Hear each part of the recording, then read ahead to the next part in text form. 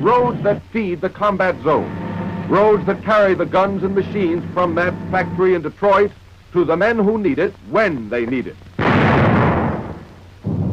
But remember this, the enemy doesn't care very much for our guns and machines, and he'll stop at nothing to destroy our lines of communication, to blow up our roads. That's where you come in.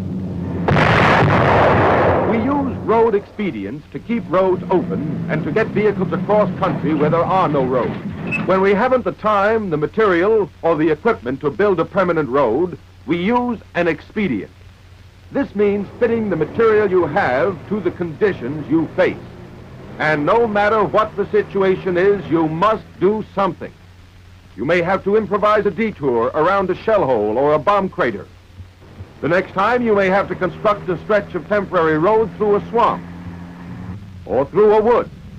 But whatever your job, knowing how to do it properly, knowing how to do it quickly, may save the lives of the men just up ahead or even win a battle. Suppose that a new railhead has been set up here, and as yet no road connects it to the supply road. Now, we don't want supplies piling up at the railhead. We want them at the front, immediately, where they'll do some good. To get them there, we may need some kind of road expedient. In this case, we've run into some soft, muddy ground. Luckily, there's enough lumber nearby to build an elevated plank tread road, and that'll get us past it all right.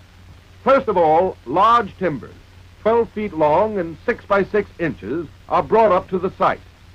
Place these timbers crosswise in the roadway, at right angles to the direction of traffic. Space them 3 feet apart, center to center.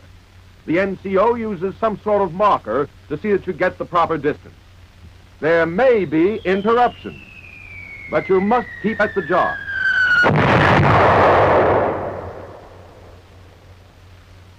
So, back to building the road. On top of the cross ties, place the treads. These are 3 by 12-inch planks. Place them lengthwise along the roadway in 2 strips. There are 3 planks to each strip. Stagger the joints. That way you avoid concentrating all the weak spots in one place. Spike the planks to the cross ties. Use 2 60-penny spikes to fasten each plank. If you have a pneumatic nail driver, it'll save you a lot of time and keep you from getting an engineer's back, maybe. The curbs can be timbers the same size as the cross ties. In any case, they should be at least 6 inches high. Fasten them to the cross ties with drift pins. Reinforce each curb joint with a fish plate.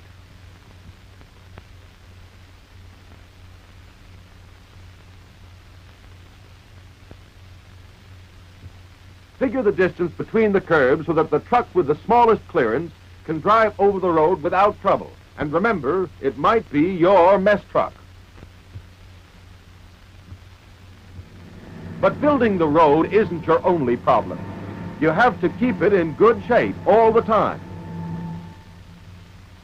You'll have to tighten the spikes that loosen under traffic, and if necessary, drive more of them to hold the treads in place.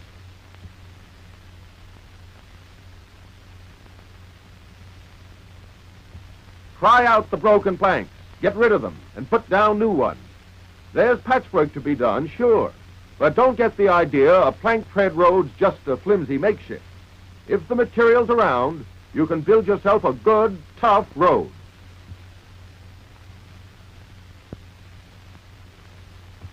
When you're in a stand of natural timber, the problem is simple. Chop the trees down, trim their branches, and use them to build the dependable old standby, a corduroy road. It's easy to lay down if the ground is fairly firm.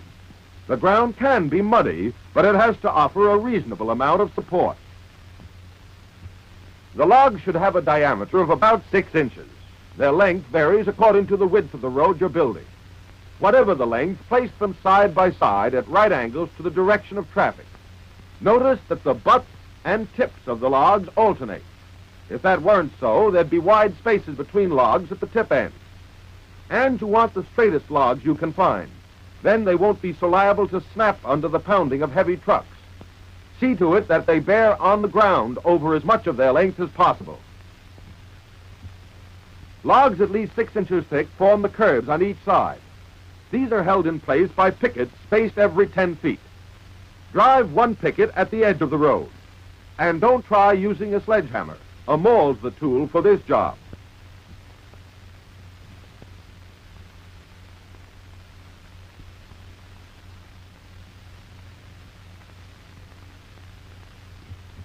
Drive another one between the logs on the inside of the curve. When there's timber at the site, you can build an unsurfaced corduroy road quickly. But if it's at all possible, take extra time and cover the logs with a top surface. Cover them with gravel if you can get it. If not, earth will do. But in any case, spread a layer of brush as a base to keep whatever material you use from seeping through the gaps between logs.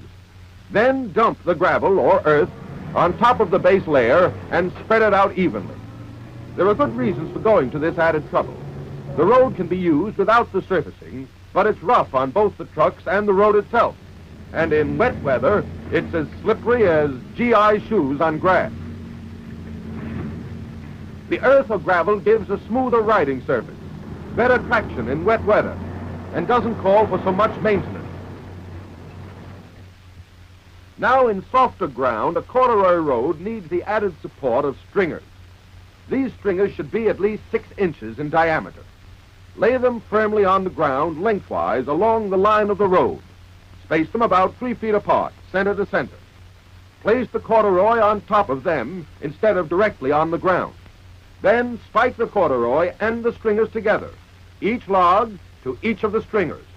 That'll keep them from slipping out of position and tearing the roadway down. While you're doing this, another crew should be laying additional corduroy. The road may be needed sooner than you think. There's no time to swap latrinograms. Next, of course, you lay the curbs and spike them to the corduroy. Retaining pickets alone won't hold them in place in ground as soft as this.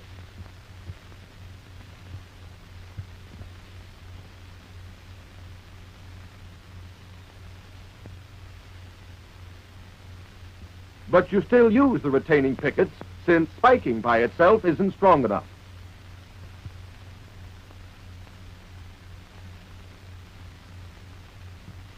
As before, spread a layer of brush over the logs, then cover the brush with earth or gravel.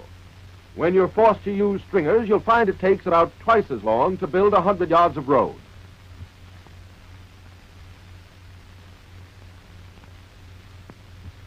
Now, in a swamp or in marshy ground, even stringers aren't enough support for a corduroy road. You'll have to reinforce it still further with a foundation of heavy logs. You lay these heavy logs crosswise in the roadway, under the stringers. They give the road added strength, make it strong enough to withstand heavy traffic over wet and sloppy ground.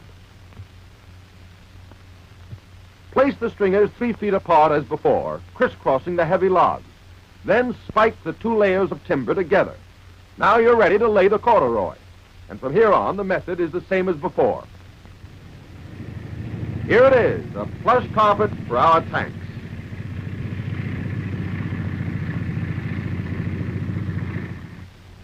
But you can't just stand around and look at it.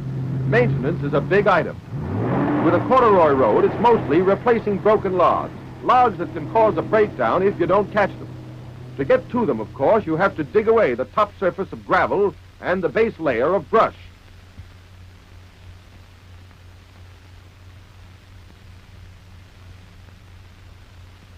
You have to get rid of the broken logs and slide new ones into their place. Whenever you use stringers, be sure to keep the spikes driven down. They have a tendency to loosen. Then, after the repairs are made, cover the logs again with the surfacing material, and the road's as good as it ever was.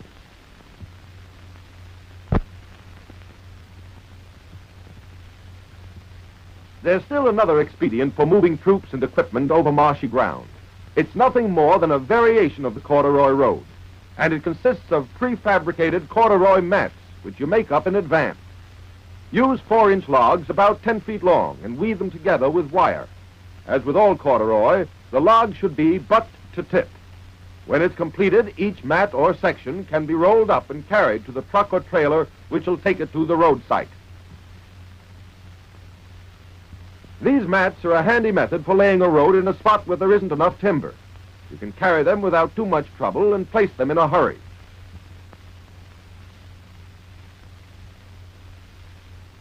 Lug them over to where the road is being built. Then unroll them one after another along the side of the proposed roadway.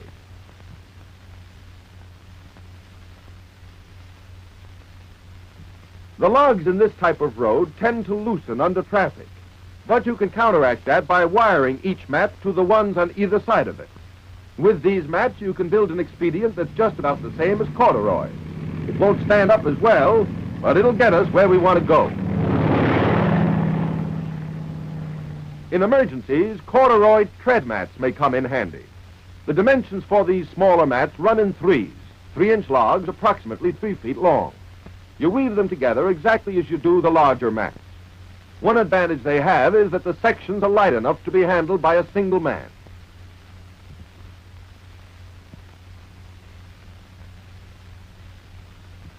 Suppose you get stuck on a sloppy road. Well, a tread mat will get you out. Spread it in the mud in front of the wheel.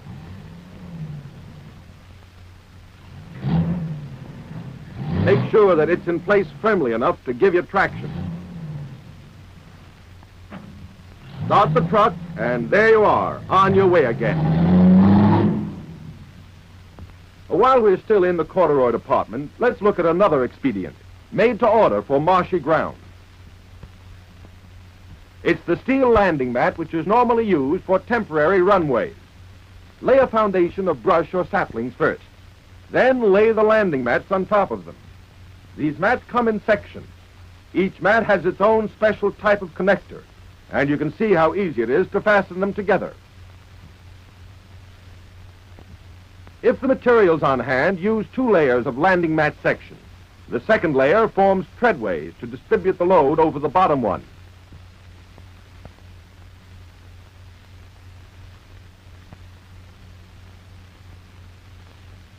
Here's the completed roadway, made from material designed for an entirely different purpose.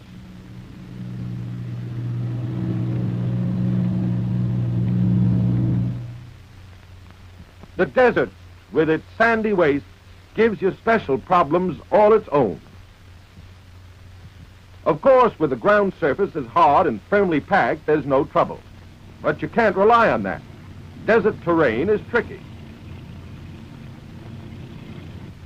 Sometimes you'll run up against loose sand that bogs down our trucks, makes their wheels spin helplessly, gets us nowhere at all. Loose sand prevents us from getting water, gas, and ammunition on time. It's your ability to build expedients in this kind of country that'll help us pay off. One possibility is to build a wire mesh road.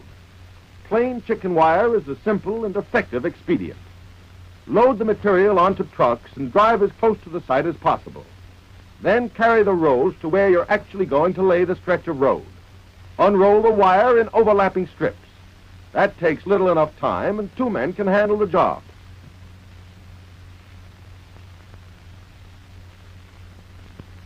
Then wire the overlapping strips together. When that's done, you'll have a road that's wide enough for traffic. If cloth or sandbags are handy, use them to cover the chicken wire. If there's not enough of either, you can use brush, anything to stop the sand from filtering. Remember, these are road expedients, and that means you've got to use whatever's handy and make it fit your needs. Next, lay a second layer of chicken wire on top, and after you wire the top strips together, dig trenches along the sides of the road. Drive pickets in these.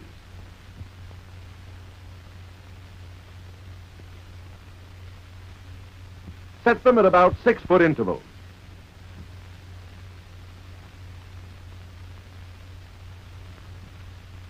Fasten both layers of wire. That's to keep the wire netting taut. Be sure that the connecting wires slope down into the bottom of the trenches so that there'll be a downward pull on the edges of the wire mesh. And naturally, you'll have to tighten the connecting wire, otherwise it would serve no purpose.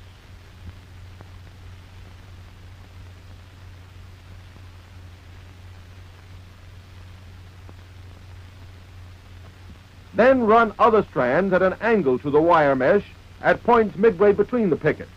This adds to the tension of the netting.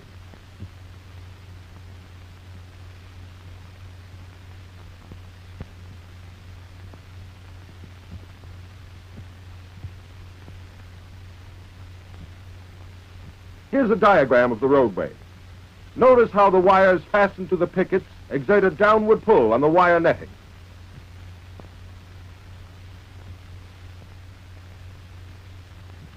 Now, to hold the roadway in place even more securely, use a diagonal wire system that you string across the top. Fasten the wire to the first picket at one side of the road. Then string it over to the next picket down on the opposite side. Tie it, and then keep on zigzagging.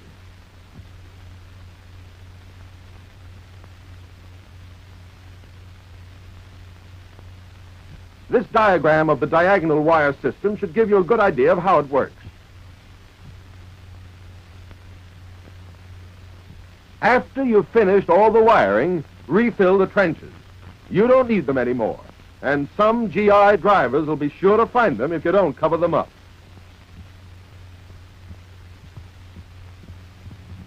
Of course, you're not finished just because the roadway is. You'll have to keep on the go to maintain it after traffic starts moving. You'll have to repair breaks in the netting, for one thing.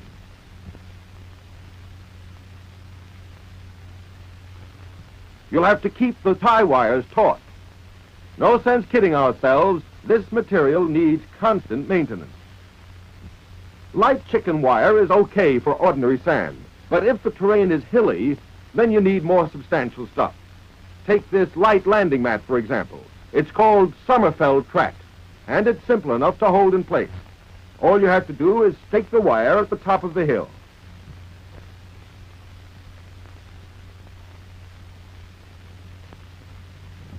This road is not only easier to build than the one made of chicken wire, but it will stand up much better.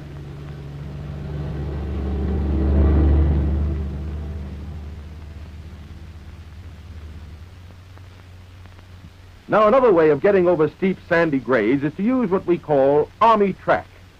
Start preparing it back at the base depot. You need 10-foot timbers, 6 inches by 6 inches, pre-bored to fit a 1/2-inch wire rope. Bore the holes at an angle. That's so the wire rope will lock in the holes and keep the timbers from slipping.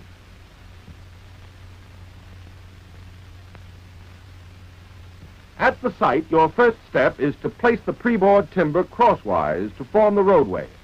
Allow an 18-inch space between each one. Then thread the wire rope through the holes.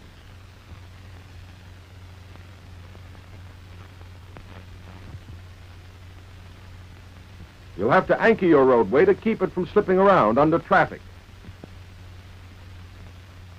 So, fasten the wire rope to strong picket holdfast to keep the track in place. Then, last of all, fill the spaces between the timbers with sand. It's just as if you were ballasting railroad ties.